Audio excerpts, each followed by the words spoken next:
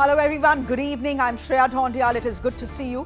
It is day 6 of fighting in Ukraine and Russia is triggering what we call caliber escalation.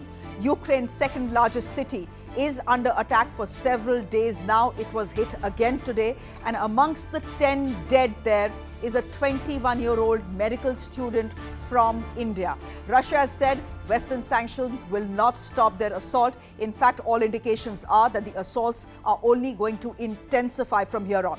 A massive armored convoy is closing in on Kiev as we speak. In a move that will further cheese off President Putin, the European Union has approved Ukraine's application to join the EU and will be voting on it on its immediate induction.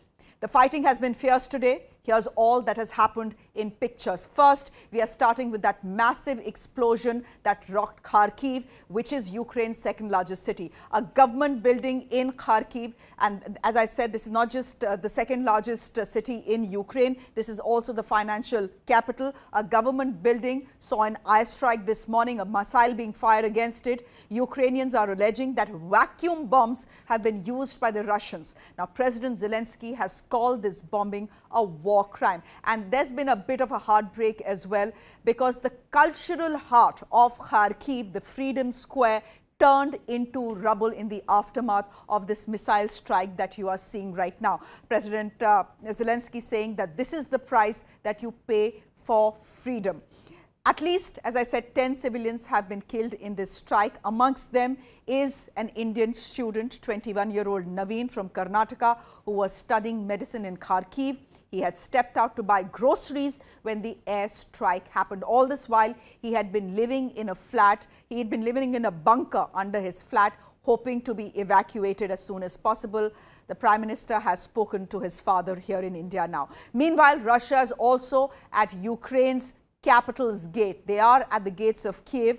The Russian assault only set to intensify from here on. There are new videos that have been released by Maxar, which is a satellite mapping agency in America. It's showing a 64-kilometer long Russian military convoy on the outskirts of Kiev. Now, this convoy consists of armored vehicles, of tanks, of towed artillery and other logistical vehicles as well. So the game plan of the Russians is very clear. They intend to surround Kiev, lay a siege and then squeeze the capital city.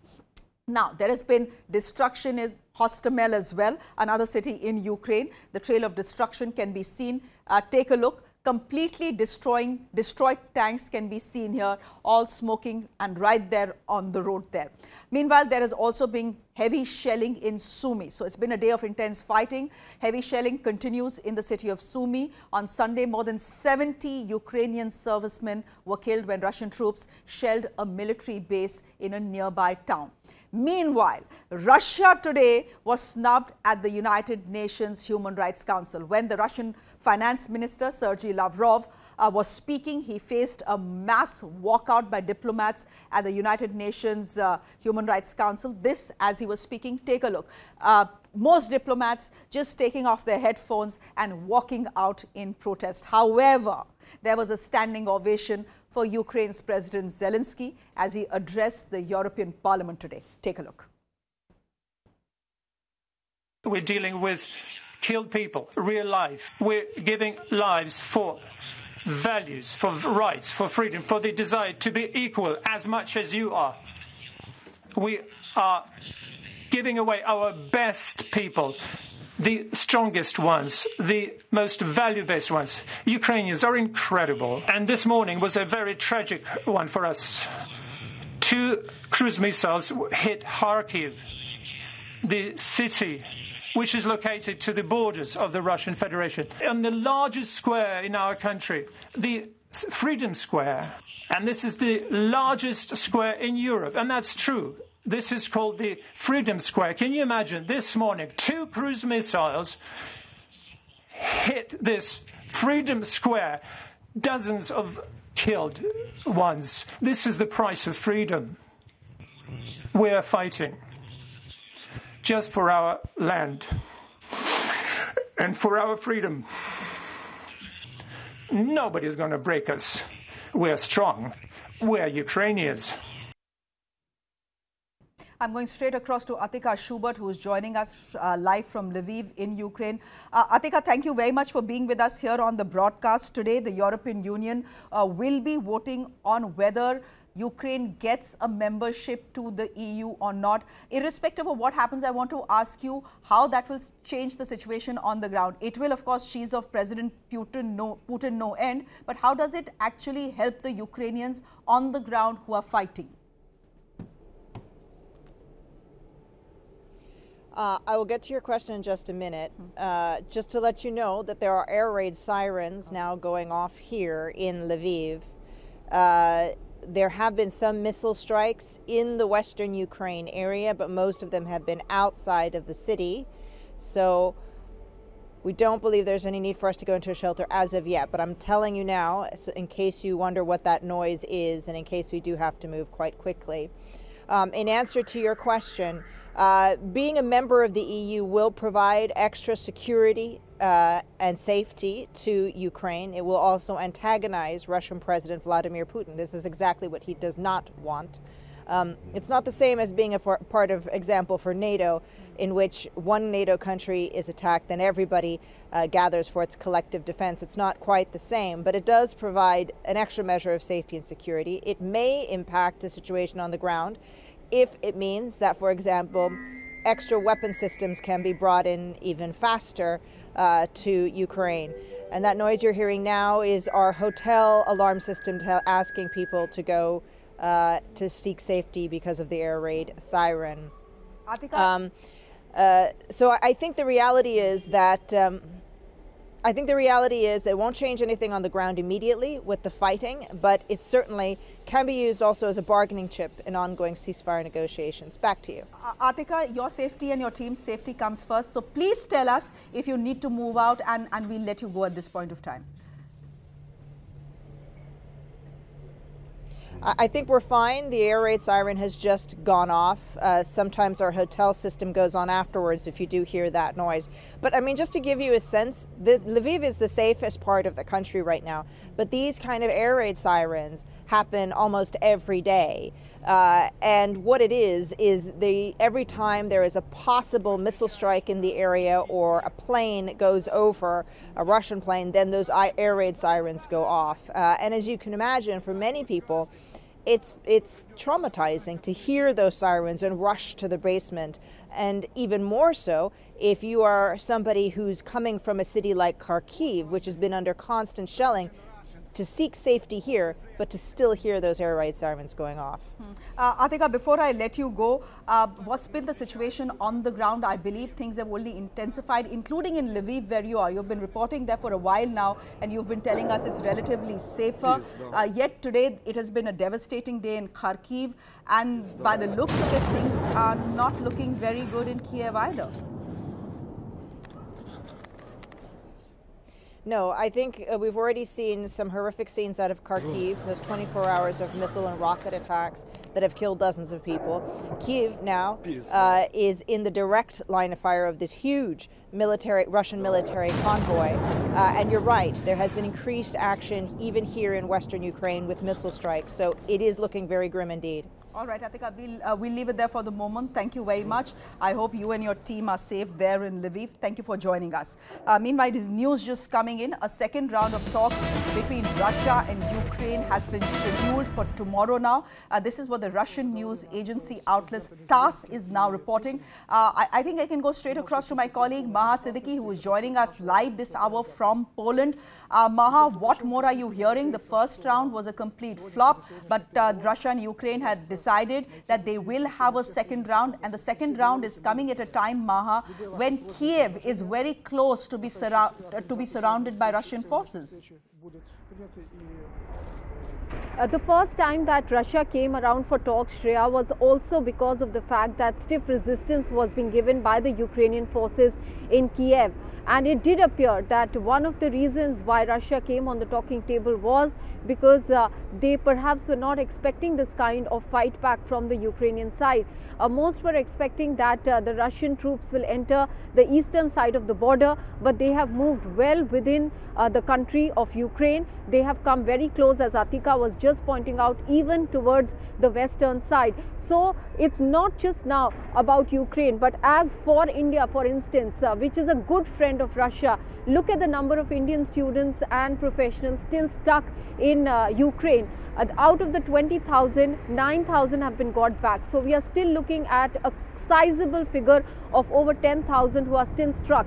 Today, one Indian has lost his life in Kharkiv as well because of the intense fighting that is going on over there. Under these circumstances, the world expects that tomorrow, when this meeting is held between the two sides yet again, unlike the first meeting, there will at least be a step forward in cessation of violence. This is what has been asked repeatedly, not just at the level of individual countries, including India, but also at the United Nations Security Council. India, though, has abstained, Shreya. It has very clearly said that at this juncture, it is important that dialogue and diplomacy is given a chance. There can be no solution found, even if Russia wants to look for certain grudges that it has had with regards to NATO. Those can only come about by diplomacy and dialogue, and that at the cost of lives, no solution can be found. Maha, I'm going to request you to stay with us because we are going to be talking about now that one Indian student who has lost his life. The fighting may be going on 5,000 kilometers away from where we are, but the war hit home today. A young 21-year-old medical student from Karnataka was killed in Russian shelling at Kharkiv today. There is a sense of panic among students in Ukraine and their parents back home in India as the Russian assault intensifies, and it is getting now next to impossible to leave the war zone.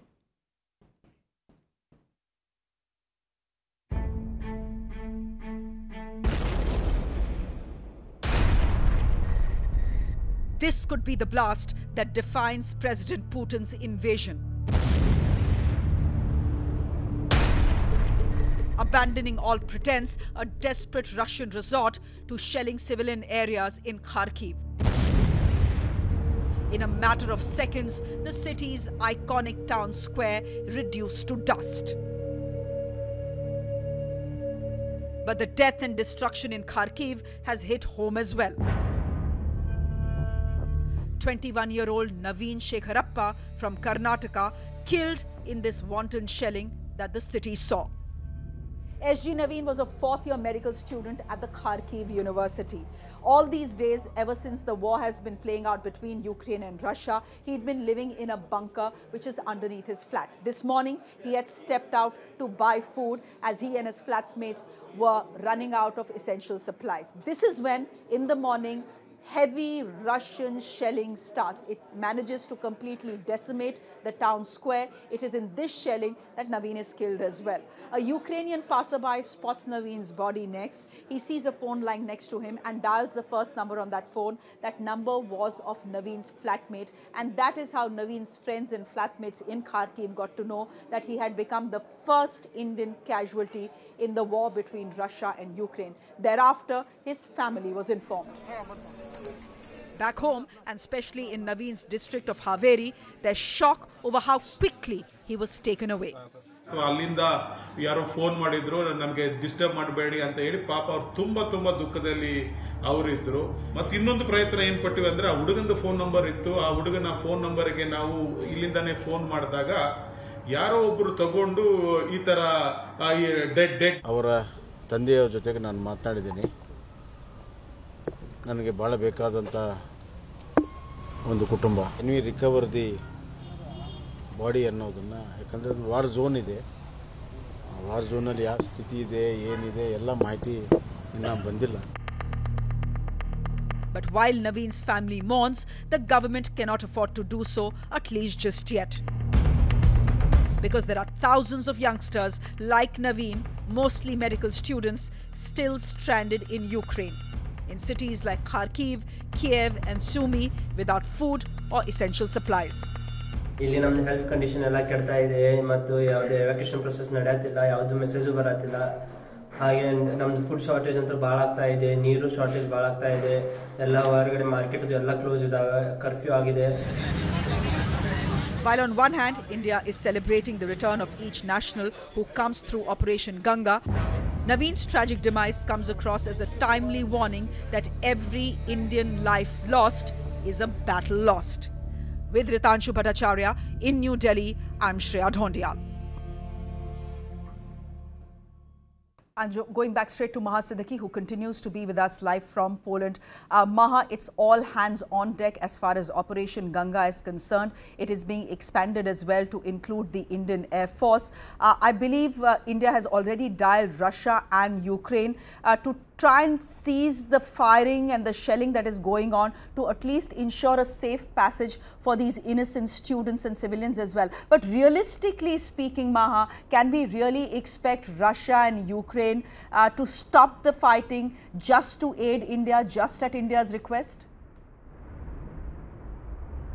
It doesn't appear to be so, but India has made a request to the Russian side to allow for the smooth passage or safe passage of Indians on the eastern side of the border. That really is the biggest problem at the moment, and Kharkiv falls in the eastern part of Ukraine. We have seen intense fighting going on in Kharkiv, because of which students were not able to make their way to the western border. As it is, the distance is huge between the eastern side and the western side for anybody to, under these circumstances, undertake a road journey in Ukraine from say for instance Kharkiv to any of the countries on the western border, be it Romania, Slovakia, Hungary or Poland. Meanwhile, Poland and the evacuation from where I am standing is also proving to be very difficult, Shreya. The reports that we have constantly been getting is that the Polish side is just simply overwhelmed with the number of people who are coming in. And this is not just Indian students. Remember, a lot of people from Ukraine are trying to seek refuge here in Poland, because of which the situation on the ground is absolutely chaotic. There were students who were also, in fact, alleging that there was discrimination against them, that some of the Ukrainians were allowed to cross the border, but they were made to walk several kilometers.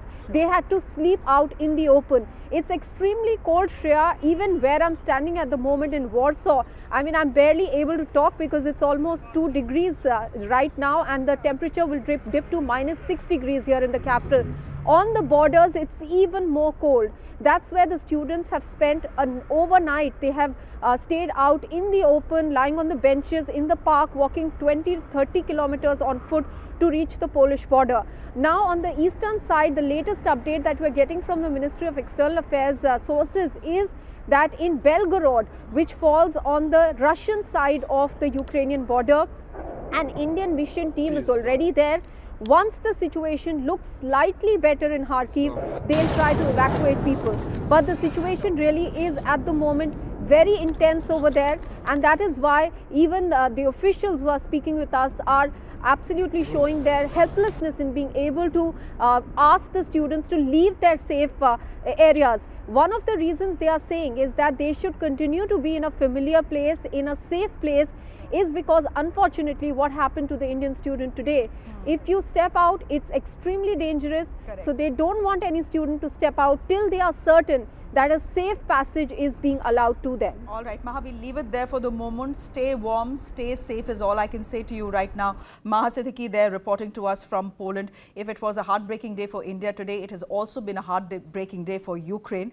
Its second largest city, Kharkiv, came under heavy fire once again today. But in today's firing, and we've seen those dramatic pictures, its cultural jewel, the Freedom Square, the largest, or I think the 8th largest in Europe, was decimated, destroyed. Now, Ukrainian forces on the ground doing their best to hold off Russian forces in Kharkiv.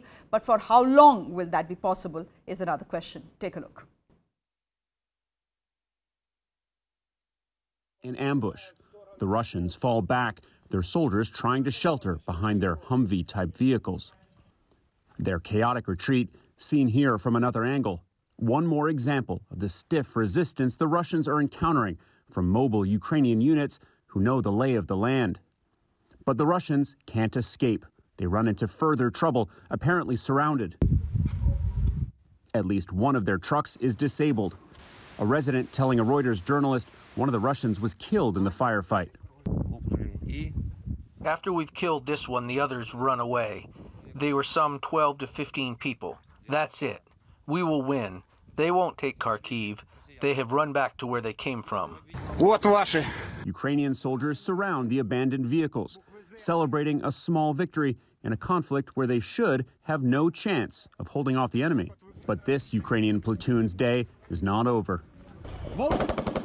The enemy is still in the area. They dash forward to fire off RPGs. A ragtag army that, for now, is holding off a far superior force. But for civilians here, the Russian offensive is terrifying. Most of the residents were sheltering in the basement. Authorities say one woman was killed. Alexander Dotsenko says all the apartments are damaged. It's very bad. Even as Ukraine resists, its people are still suffering. Imagine a TV star, a comedian who plays an accidental president on TV, becomes a real-life president, and then emerges as a beacon of courage. That, in short, ladies and gentlemen, is Ukraine's President Zelensky for you. The man leading Ukraine from the front in a bloody battle against a mighty enemy. He truly is a profile in courage. А почему наши политики каждый раз приходят к власти и совершают одни и те же ошибки? Чтобы, простой учитель жил как президент, а президент этот, жил как учитель. This was the moment comedian Volodymyr Zelensky's fictional career as president was launched. Years later, real life became real life, paving Zelensky's path to the presidency. In April 2019, within a month of the show Servant of the People's finale airing, the comedian-turned-politician was elected president of Ukraine. His poll promise: end the war with Russia.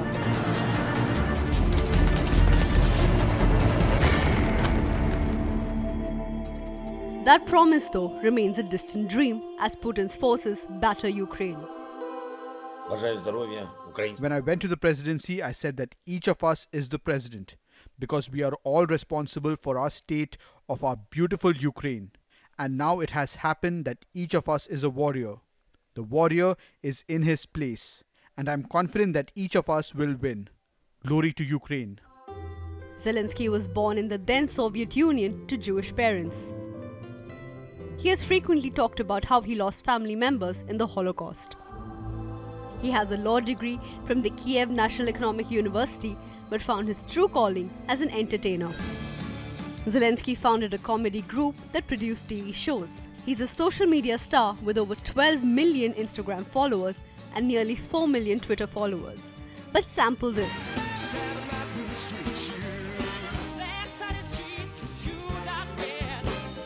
That's the Ukrainian president showing off his moves on Dancing with the Stars in 2006.